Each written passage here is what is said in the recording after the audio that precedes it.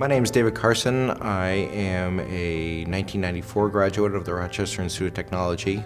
In 2014, the staff of the St. Louis Post-Dispatch and I spent months covering the protests in Ferguson, Missouri after the shooting death of Michael Brown. Those pictures were entered in the Pulitzer Prizes for 2015 breaking news, and we were awarded the prize for the breaking news that year.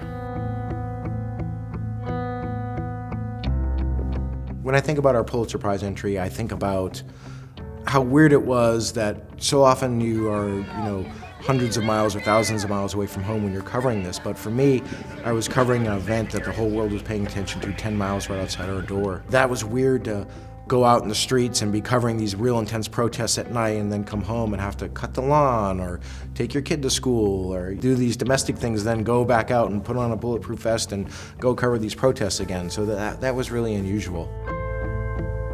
The coverage of the events at Ferguson started on August 9th and really concluded later in November with the non-indictment of Officer Darren Wilson for the shooting of Michael Brown. So we spent months covering the protests in Ferguson, and we were acting on instinct and adrenaline. They were so emotionally intense. The crowd started to arrive there, and Michael Brown's mother is dropping rose petals on the scene. There's 2 hours after that, I made this picture of the first time "Hands Up, Don't Shoot" was ever chanted. The police officers arrived at the scene, and they brought out their long rifles, and there's dogs barking, and the crowd's chanting and yelling at the police. I mean, it was a tense and chaotic scene in that first night.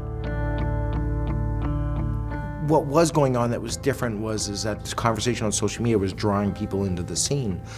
And there's a long history in St. Louis of community and police tensions. And so what was happening in St. Louis is after Michael Brown was shot, it was all this anger and frustration and upset, rage at the police, but it was because of all this other stuff, this back history that was taking place. There's a picture outside of a Rams game. These protesters were confronting some Rams fans, and they were carrying an upside-down American flag, which is a sign of distress, and this was upsetting some of the Rams fans. It resulted in this picture of this flag, this tussle with the American flag, and you have a black woman on the left side of the frame and a white man on the side of the frame, and they're fighting over the flag. I mean, they're literally like fighting over America, and I think that became pretty symbolic of, the protests and what was going on in the discussion in the country.